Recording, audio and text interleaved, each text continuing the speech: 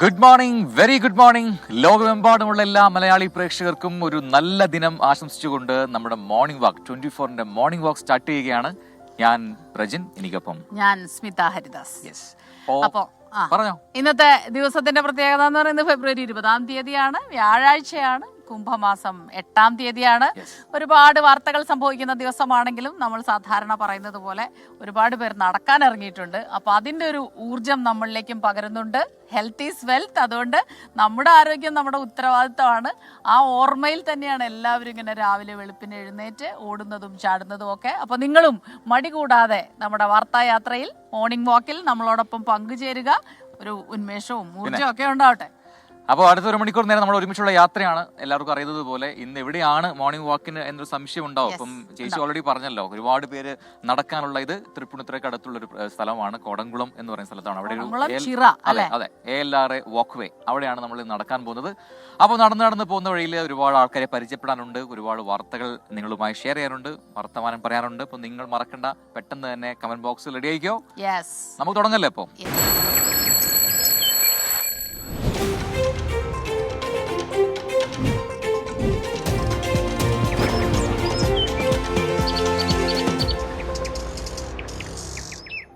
Yes, അപ്പൊ അതൊക്കെയാണ് ഈ മണിക്കൂറിലെ പ്രധാനപ്പെട്ട വാർത്തകൾ. അപ്പൊ മോർണിംഗ് വാക്ക് തുടങ്ങല്ലോ, നമുക്ക് നടന്നു തുടങ്ങാം. അപ്പൊ നേരത്തെ പറഞ്ഞതുപോലെ വൈകി വന്ന പ്രേക്ഷകരാണ് നമ്മളിന്ന് തൃപ്പൂണിത്തുറയ്ക്ക് അടുത്തുള്ള കോടംകുളം ചിറയ്ക്കടുത്തുള്ള അല്ലെങ്കിൽ അതിന് മുന്നിലുള്ള അതിന് ചുറ്റുമുള്ള ALR വാക്ക് വേയിലാണ് നമ്മൾ നടത്താം. ഒരുപാട് ആളുകൾ ഇവിടെ എനിക്ക് തോന്നുന്നു 5 മണി തൊട്ട് നടക്കാൻ എത്തിയിട്ടുണ്ട്. എല്ലാവരും നല്ല ഫ്രഷ് ആയിട്ട്.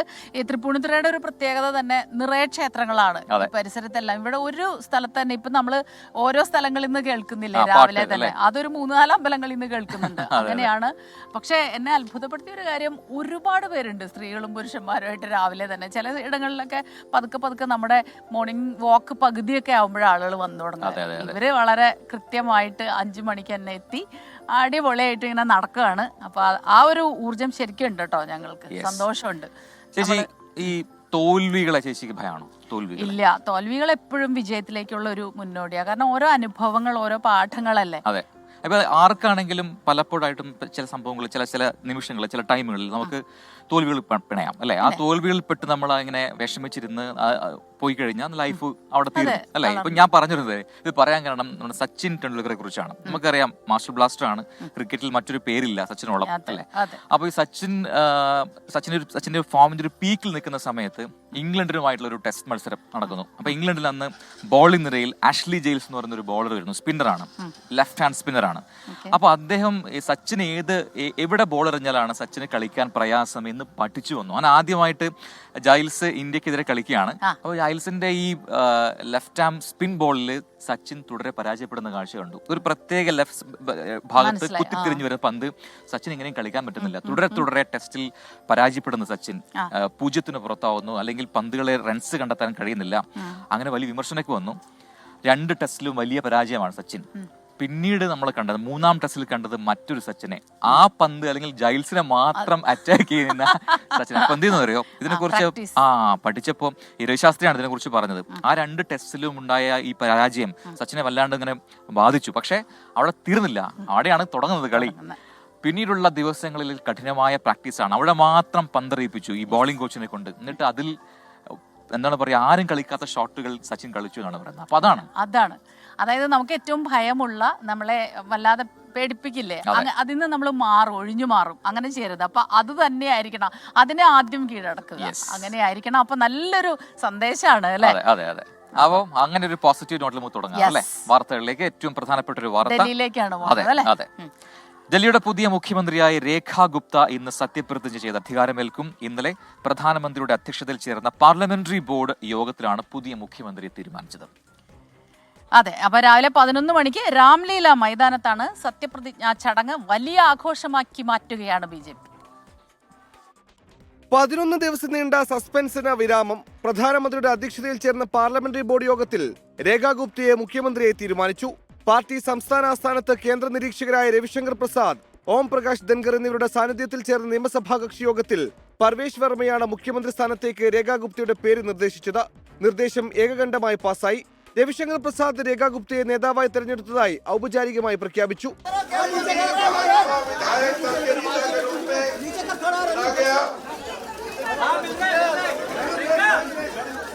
രേഖ ഗുപ്ത എല്ലാവർക്കും നന്ദി അറിയിച്ചു.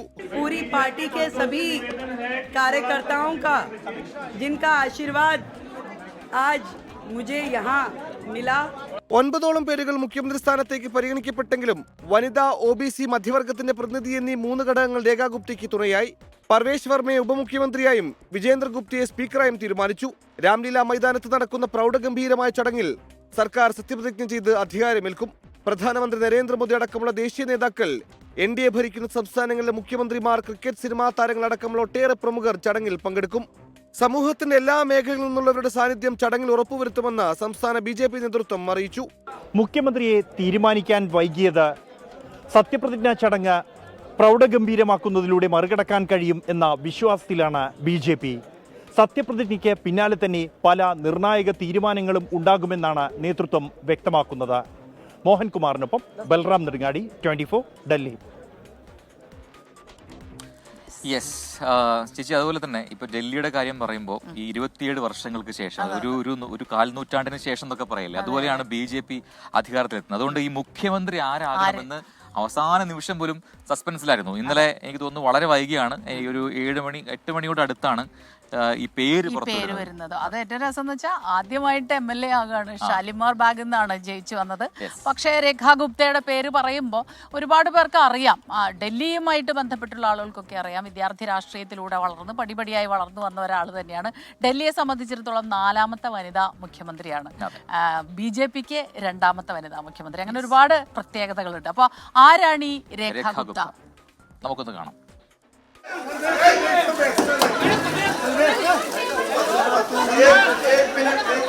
സുഷമ സ്വരാജിന് ശേഷം ഡൽഹിയിൽ BJPയുടെ 2ാമത്തെ വനിതാ മുഖ്യമന്ത്രി.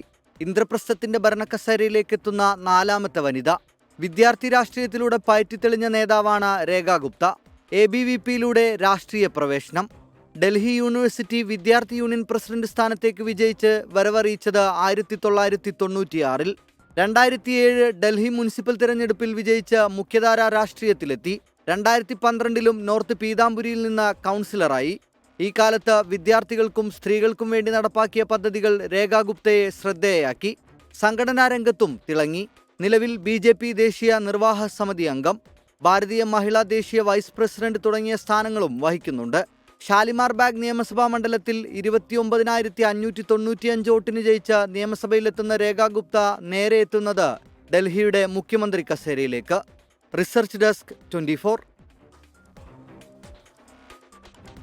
യെസ്, അപ്പോ രേഖാ ഗുപ്തയുടെ കീഴിൽ എന്താണ് ഡൽഹിയിലെ മാറ്റങ്ങൾ എന്നൊക്കെ നമുക്ക് ഇനി കണ്ടറിയാം അല്ലെ. സ്ത്രീകളെ, വനിതകളെ സംബന്ധിച്ചിടത്തോളം നല്ല പോസിറ്റീവ് ആയിട്ടുള്ള ഒരു വാർത്ത തന്നെയാണ്. എന്തായാലും സത്യപ്രതിജ്ഞ ചടങ്ങ് ഗംഭീരമായിരിക്കും. ഒരുപാട് എന്താണ് പറയാ, സെലിബ്രിറ്റീസ് പങ്കെടുക്കുന്നുണ്ട്. ഒപ്പം ഈ ആം ആദ്മി പാർട്ടിയിൽ നിന്നും അരവിന്ദ് കെജ്രിവാളിനും അതിഷിക്കൊക്കെ ക്ഷണമുണ്ട്.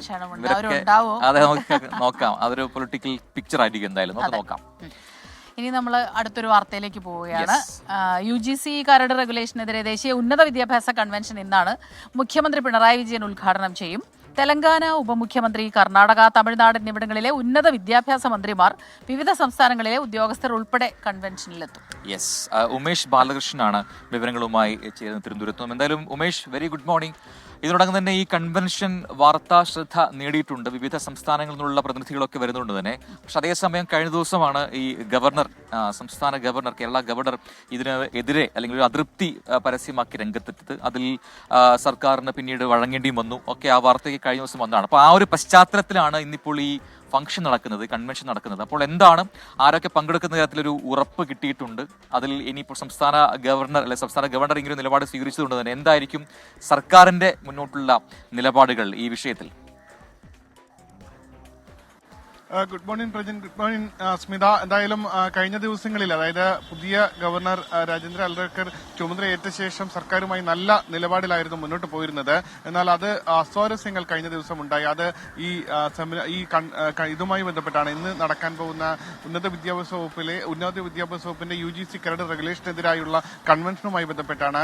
കൺവെൻഷനിൽ നോട്ടീസിൽ തന്നെ UGC കരട് റെഗുലേഷനെതിരെ എന്നുള്ള പ്രഖ്യാപനം ഉണ്ടായിരുന്നു. അതിനെതിരെ Kerala university university VC Mohanan Kunnummel ഗവർണർക്ക് കത്തയക്കുകയും ചെയ്തിരുന്നു. ഇതിന്റെ അടിസ്ഥാനത്തിൽ മുഖ്യമന്ത്രിയെ നേരിട്ട് വിളിച്ചാണ് ഗവർണർ ഇത്തരത്തിൽ ഉന്നത വിദ്യാഭ്യാസ വകുപ്പിനെതിരെ UGC കരട് നിയമത്തിനെതിരെ എന്നുള്ള പരാമർശം മാറ്റണമെന്നുള്ള ആവശ്യം മുന്നോട്ട് വെച്ചത്. അതുകൂടാതെ വിവിധ യൂണിവേഴ്സിറ്റികൾക്ക് കോട്ട നിശ്ചയിച്ച് നൽകിയിരുന്നു. എത്ര പേർ പങ്കെടുക്കണം, ആരൊക്കെ പങ്കെടുക്കണം, പങ്കെടുക്കുന്നവർക്ക് ഡ്യൂട്ടി ലീവ് നൽകുന്നതുമായി ബന്ധപ്പെട്ട് ഒരു ഉത്തരവിറക്കിയിരുന്നു. അത്തരത്തിൽ നിർബന്ധിച്ച് പങ്കെടുപ്പിക്കേണ്ട സാഹചര്യം ഒഴിവാക്കണമെന്നുള്ള നിർദ്ദേശവും നൽകിയിരുന്നു. എന്തായാലും ഇത് രണ്ടിലും സർക്കാർ വഴങ്ങുന്ന സാഹചര്യമാണ് ഉണ്ടായത്. ഇന്നലെ രാത്രിയോടുകൂടി പ്രത്യേക ഒരു ഉത്തരവിറക്കി ആ നിർദ്ദേശങ്ങളെല്ലാം മാറ്റി തന്നെ, അതായത് ഗവർണർ നിർദ്ദേശങ്ങളെല്ലാം അനുസരിച്ച് തന്നെയാണ് പുതിയ ഉത്തരവിറക്കിയിരിക്കുന്നത്. അതുപ്രകാരം ഉന്നത UGC റെഗുലേഷനെതിരെ എന്നുള്ളത് മാറ്റി UGC റെഗുലേഷനുമായി ബന്ധപ്പെട്ട കൺവെൻഷൻ എന്നാക്കിയിട്ടുണ്ട്. കൂടാതെ വിവിധ യൂണിവേഴ്സിറ്റികൾക്ക് എത്ര പേരെ പങ്കെടുപ്പിക്കണമെന്നുള്ള ആ കോട്ട നിശ്ചയിച്ചതും ഒഴിവാക്കിയിട്ടുണ്ട്. എന്തായാലും വിവിധ യൂണിവേഴ്സിറ്റികളിലെ VC-മാർ ഇന്ന് പങ്കെടുക്കാൻ സാധ്യതയില്ല. പ്രത്യേകിച്ച്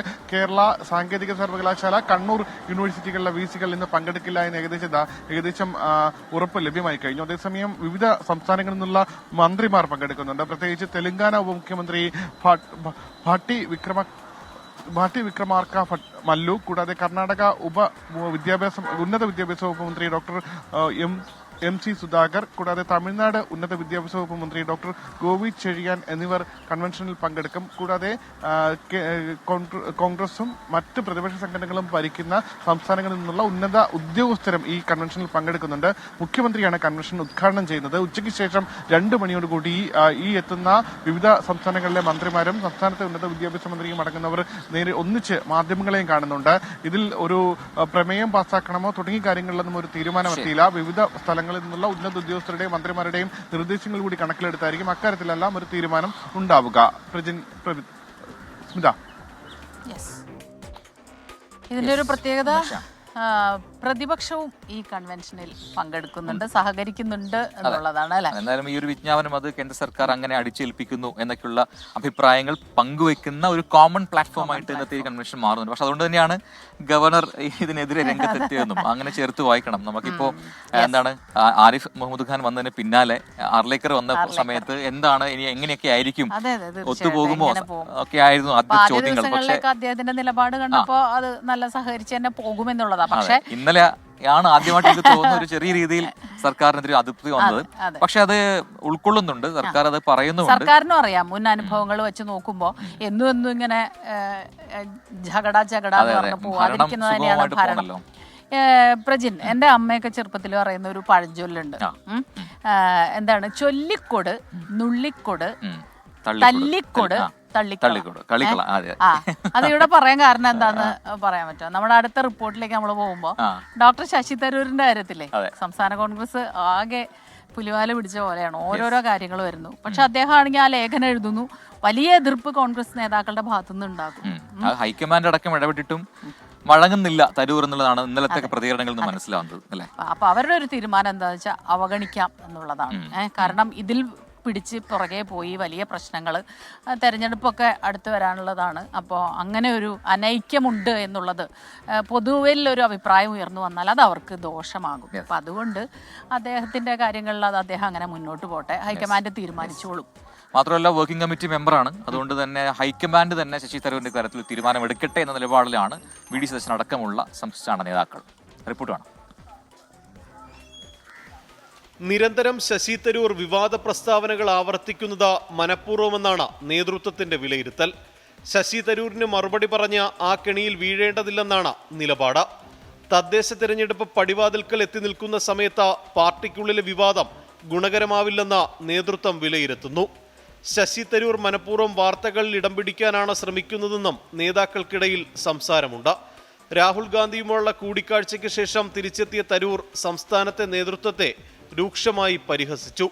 സന്തോഷമുണ്ട്, ഇടയ്ക്ക് നമ്മുടെ പാർട്ടിയിലകത്ത് ചില നേതാക്കളുടെ ഇടയിലൊരു തമ്മിത്തലുണ്ടാവുന്ന കേട്ടിട്ട് അത് എപ്പോഴും ഒരു ദുഃഖം തോന്നുന്ന കാര്യമാണ്. ഇത് എൻ്റെ വിഷയത്തിലെങ്കിലും ഐക്യം വന്നു, നല്ല സന്തോഷമല്ലേ, നല്ലൊരു കാര്യമായിരിക്കട്ടെ. തരൂരിന്റെ പ്രസ്താവനയിൽ അമർഷമുണ്ടെങ്കിലും ഹൈക്കമാൻഡ് പരസ്യ പ്രതികരണം വിലക്കിയതിനാൽ നേതാക്കൾ തൽക്കാലം മൗനം തുടർന്നേക്കും. അതേസമയം രാഹുൽ ഗാന്ധിയുമായുള്ള കൂടിക്കാഴ്ചകൾക്ക് ശേഷവും തരൂർ നിലപാട് ആവർത്തിക്കുകയാണ്. ശശി തരൂരിന്റെ ഉദ്ദേശം ഇപ്പോഴും വ്യക്തമായിട്ടില്ല. മുസ്ലിം ലീഗ് അടക്കമുള്ള UDF-ലെ ഘടകകക്ഷികൾക്കും ഇപ്പോഴത്തെ വിവാദത്തിൽ അതൃപ്തിയുണ്ട്. വിവാദങ്ങൾ അവസാനിപ്പിച്ച തിരഞ്ഞെടുപ്പ് പ്രചരണത്തിന് ഒരുങ്ങാനാണ് KPCC നേതൃത്വത്തിന്റെ തീരുമാനം. 24 തിരുവനന്തപുരം. വളരെ പ്രധാനപ്പെട്ട ഒരു വാർത്തയാണ്. ബ്രോങ്കൈറ്റിസ് ബാധയെ തുടർന്ന് ആശുപത്രിയിൽ കഴിയുന്ന ഫ്രാൻസിസ് മാർപ്പാപ്പയുടെ ആരോഗ്യനിലയിൽ നേരിയ പുരോഗതിയുണ്ടെന്ന് വത്തിക്കാൻ. ശ്വാസകോശ അണുബാധ കുറഞ്ഞെന്ന് വത്തിക്കാൻ അറിയിക്കുന്നു. ഇറ്റാലിയൻ പ്രധാനമന്ത്രി ജോർജിയ മെലണി പോപ്പിനെ സന്ദർശിച്ചു. മെറിൻ മേരി ചാക്കോ ഇന്റർനാഷണൽ ഡെസ്കിൽ നിന്ന് ചേരുന്നുണ്ട് കൂടുതൽ വിവരങ്ങളുമായി. Merin, good morning. അപ്പോൾ ഒരു നല്ല വാർത്തയുമായിട്ടാണ് മെറിൻ എത്തിയിരിക്കുന്നത്. ഇന്നലെ നമ്മൾ വലിയ ആശങ്കയായിരുന്നു, ലോകത്തോട് പ്രാർത്ഥിക്കണം എന്നടക്കം പറയേണ്ടി വന്നു വത്തിക്കാനിൽ നിന്നുമൊക്കെയുള്ള സഭാ നേതൃത്വത്തിന്. ഇന്നിപ്പോൾ പോപ്പിന്റെ ആരോഗ്യനിലയിൽ പുരോഗതി ഉണ്ടെന്നത് ഒരു പോസിറ്റീവ് വാർത്തയാണ്. അപ്പോൾ ന്യൂമോണിയ കുറഞ്ഞു എന്നാണോ മനസ്സിലാക്കേണ്ടത്? Good morning Smitha and Prajin. ആശങ്കകൾക്കൊടുവിൽ ആശ്വാസം പകരുന്ന ഒരു വാർത്ത തന്നെയാണ് ഈ ഒരു പ്രഭാതത്തിൽ വരുന്നത്. അതായത് ബ്രോങ്കൈറ്റിസ് ബാധയെ തുടർന്ന് ആശുപത്രിയിൽ കഴിയുന്ന ഫ്രാൻസിസ് മാർപ്പാപ്പയുടെ ആരോഗ്യനിലയിൽ നേരിയ പുരോഗതി ഉണ്ടെന്നാണ് ഇപ്പോൾ വത്തിക്കാൻ അറിയിക്കുന്നത്. ശ്വാസകോശ അണുബാധ കുറഞ്ഞുവെന്നും ഇപ്പോൾ വത്തിക്കാൻ അറിയിക്കുന്നുണ്ട്. നേരത്തെ തന്നെ അദ്ദേഹം സഹപ്രവർത്തകരുമായി സംസാരിച്ചുവെന്നും വത്തിക്കാൻ ഇപ്പോൾ അറിയിക്കുന്നു. ഇറ്റാലിയൻ പ്രധാനമന്ത്രിയായിട്ടുള്ള ജോർജിയ മെലോണി ഫ്രാൻസിസ് മാർപ്പാപ്പയെ ആശുപത്രിയിൽ സന്ദർശിച്ചു. മന്ത്രിസഭാ അംഗങ്ങൾക്കൊപ്പമാണ് അവർ കൂടിക്കാഴ്ച നടത്തിയത്. 20 മണിക്കൂറോളം ആ ഒരു കൂടിക്കാഴ്ച നീണ്ടുനിന്നു എന്ന് തന്നെയാണ് ഇപ്പോൾ വത്തിക്കാൻ അറിയിക്കുന്നത്. ഇതിനുശേഷം ജോർജിയ മെലോണി പ്രതികരിച്ചത് താൻ പോപ്പുമായി സംസാരിച്ചു, അദ്ദേഹം ആരോഗ്യം വീണ്ടെടുക്കുന്നു, തന്നോട് തമാശകൾ പറഞ്ഞു, സംസാരിച്ചു എന്ന് തന്നെയാണ് ജോർജിയ മെലോണി പറഞ്ഞിരിക്കുന്നത്. കഴിഞ്ഞ ഒരാഴ്ചയായി ഫ്രാൻസിസ് മാർപ്പാപ്പ റോമിലെ ജമേലിയ ആശുപത്രിയിൽ കഴിയുകയാണ്. ശ്വാസകോശ അണുബാധ ബ്രോങ്കൈറ്റിസ് ഇരു ശ്വാസകോശങ്ങളെ ബാധിക്കുന്ന ബൈലാറ്ററൽ ന്യൂമോണിയ എന്ന് തന്നെയാണ് CT സ്കാൻ കഴിഞ്ഞ ദിവസം നടത്തിയ CT സ്കാനിൽ സ്ഥിരീകരിച്ചത്. ഇതേ തുടർന്ന് അദ്ദേഹത്തിന് കുറച്ച് നാൾ കൂടെ ആശുപത്രിയിൽ കഴിയേണ്ടി വരും. എന്നാൽ പോപ്പിന്റെ ഔദ്യോഗിക പരിപാടികളെല്ലാം തന്നെ റദ്ദാക്കിയിട്ടുണ്ട്. വരുന്ന ഞായറാഴ്ച സെന്റ് പീറ്റേഴ്സ് ബസിലിക്കയിൽ നടക്കുന്ന കുർബാനയിൽ അദ്ദേഹം പങ്കെടുക്കില്ലെന്നും വത്തിക്കാൻ അറിയിച്ചിട്ടുണ്ട്. ആശുപത്രിയിൽ കഴിയുന്ന അദ്ദേഹം പ്രാർത്ഥിച്ചും അതുപോലെ തന്നെ പുസ്തകങ്ങൾ വായിച്ചുമാണ് സമയം ചിലവിടുന്നതെന്നും വത്തിക്കാൻ ഇപ്പോൾ അറിയിക്കുന്നു. നേരത്തെ തന്നെ 2023 തുടക്കത്തിലും അദ്ദേഹത്തിന് ശ്വാസകോശ അണുബാധ സ്ഥിരീകരിച്ചിരുന്നു. തുടർന്ന് അദ്ദേഹത്തിന് ഉദര ശസ്ത്രക്രിയയ്ക്കും അദ്ദേഹത്തെ വിധേയനാക്കിയിരുന്നു. എന്തായാലും ഈ 88-ാം വയസ്സിലും അദ്ദേഹം വളരെ സജീവമായിരുന്നു. യാത്രകൾ തന്നെ പല രാജ്യങ്ങൾ സന്ദർശിച്ച് വളരെ സജീവമായി നിൽക്കുന്നതാണ് ഫ്രാൻസിസ് മാർപ്പാപ്പ. അദ്ദേഹത്തിൻ്റെ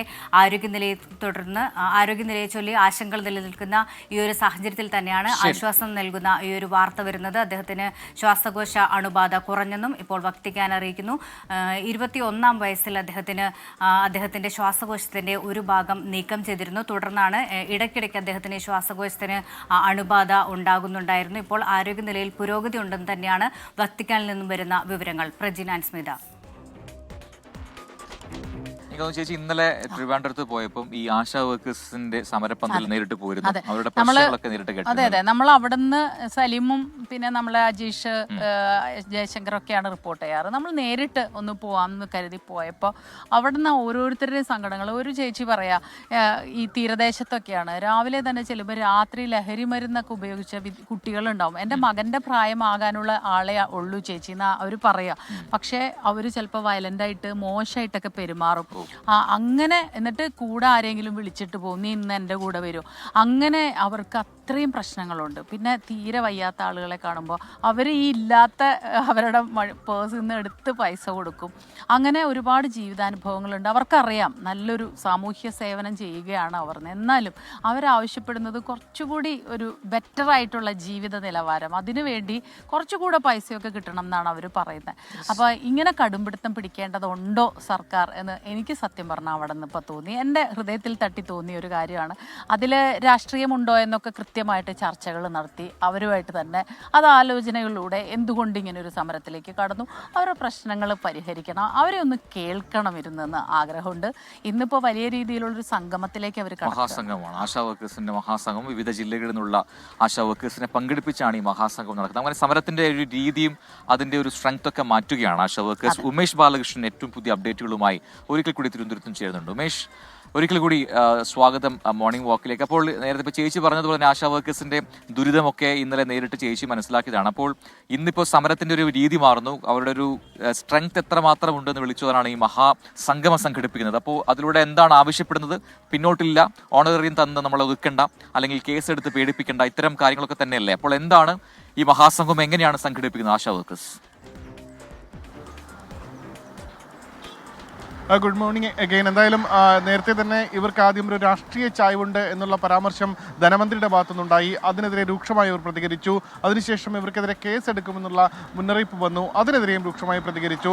ആ രണ്ട് ഭീഷണികൾക്കോ അല്ലെങ്കിൽ രാഷ്ട്രീയ ചായ്വുണ്ട് എന്നുള്ള ആരോപണങ്ങൾക്കോ ഒന്നും വകവയ്ക്കാതെ സമരവുമായി മുന്നോട്ട് പോകുമെന്ന് തിരിച്ചറിഞ്ഞതോടുകൂടി 2 മാസത്തെ കുടിശ്ശിക നൽകാൻ തീരുമാനിക്കുന്നു. എന്നാൽ അതും 2 മാസത്തെ കുടിശ്ശിക നൽകാനുള്ള തീരുമാനം കണ്ണിൽ പൊടിയിടാനുള്ളതാണ് എന്നുള്ള ഒരു അഭിപ്രായത്തിലേക്ക് ഈ സമരക്കാർ എത്തുന്നു. അതിനുശേഷം ഇന്നലെ ഈ 7000 രൂപ ഇവർക്ക് ഓണറേറിയം നൽകുന്നുണ്ടെങ്കിൽ ആ 7000 രൂപയ്ക്കും 10 മാനദണ്ഡമുണ്ട്. അതായത് ഈ ഓരോ 10 മാനദണ്ഡങ്ങൾ പാലിച്ചാൽ മാത്രമേ ഒരാൾക്ക് 7000 രൂപ ഒരു മാസം ഓണറേറിയം കിട്ടുകയുള്ളൂ. ഈ 10 മാനദണ്ഡങ്ങൾ പാലിക്കാൻ കൃത്യമായി സിസ്റ്റത്തിൽ എൻട്രി ചെയ്ത് OTP എല്ലാം ലഭിച്ച ആ രീതിയിൽ വേണം ഈ മാനദണ്ഡങ്ങളെല്ലാം രജിസ്റ്റർ ചെയ്യേണ്ടത്. അത്തരത്തിലൊരു മാനദണ്ഡം ഒഴിവാക്കാൻ ഇന്നലെ ആരോഗ്യവകുപ്പ് തീരുമാനിക്കുകയും ചെയ്തു. എന്നിട്ടും സമരവുമായി അവർ കൃത്യമായി മുന്നോട്ട് പോവുകയാണ്. കാരണം അവരുടെ പ്രധാന ആവശ്യം അവരുടെ ഈ ഓണറേറിയം അതിപ്പോൾ 7000 ലഭിക്കുന്നത്. നമുക്കറിയാം ജീവിത ചെലവുകളെല്ലാം വലിയ രീതിയിൽ ഉയർന്നിട്ടുണ്ട്. അവരുടെ ഉത്തരവാദിത്തങ്ങളും വലിയ രീതിയിൽ കൂടിയിട്ടുണ്ട്. ഈ സാഹചര്യത്തിൽ അവരുടെ ജോലിക്കനുസരിച്ചുള്ള വേതനം ലഭിക്കണം. 21,000 രൂപയെങ്കിലും മാസം വരുമാനമായി വേതനമായി ലഭിക്കണമെന്നുള്ള ആവശ്യമാണ് ആശാവർക്കർമാർ പ്രധാനമായും മുന്നോട്ട് വയ്ക്കുന്നത്. അതിലൊരു തീരുമാനമെടുക്കാൻ ഇപ്പോഴും സർക്കാരിന് ആയിട്ടില്ല. സർക്കാർ പറയുന്നത് കേന്ദ്ര വിഹിതം ലഭിക്കുന്നില്ല, കേന്ദ്രത്തിൽ നിന്ന് പണം ലഭിക്കുന്നില്ല എന്നുള്ളതാണ്. പക്ഷേ അത് മാത്രമല്ല, സംസ്ഥാന വിഹിതം തന്നെയാണ് ഇതിൽ ഏറ്റവും കൂടുതൽ. അതുകൊണ്ട് തന്നെ കേന്ദ്രത്തിൽ നിന്ന് കൂടുതൽ ലഭിച്ച ശേഷം ഇവർക്ക് കൂട്ടി നൽകുക എന്നുള്ള ന്യായമൊന്നും നിലനിൽക്കുന്നതല്ല. അത് കൃത്യമായി ഈ സമരക്കാർ മുന്നോട്ട് വെക്കുന്നുണ്ട്. അതുകൊണ്ട് തന്നെ ഈ 2 കാര്യങ്ങൾ സർക്കാർ അംഗീകരിച്ചെങ്കിലും, അതായത് കുടിശ്ശികയിൽ 2 മാസം നൽകുകയും മാനദണ്ഡങ്ങൾ ഒഴിവാക്കി നൽകുകയും ചെയ്തെങ്കിലും സമരമായി മുന്നോട്ട് പോവുക എന്നുള്ള നിലപാട് തന്നെയാണ് ആശാവർക്കർമാർ ഉള്ളത്. ഇന്ന് മഹാസംഗമം നടത്തും. എല്ലാ ജില്ലകളിൽ നിന്നുള്ള ആശാവർക്കർമാരെ തിരുവനന്തപുരത്ത് സെക്രട്ടേറിയറ്റ് മുന്നിലെത്തിച്ച് ആ ശക്തി പ്രകടനം കൃത്യമായി നടത്തും. ഒരു രാഷ്ട്രീയ ചായ്വിൻ്റെയും ഭാഗമായിട്ടല്ല ഞങ്ങളുടെ സമരം എന്ന് കൃത്യമായി വിളിച്ചോതുന്നതായിരിക്കും ഇന്നത്തെ സമരം. സ്മിത. ശരി, ഉമേഷ് ബാലകൃഷ്ണനാണ് വിശദാംശങ്ങൾ നൽകിയത്. എന്തായാലും അവരുടെ പ്രശ്നങ്ങൾക്ക് ഒരു പരിഹാരമാകട്ടെ.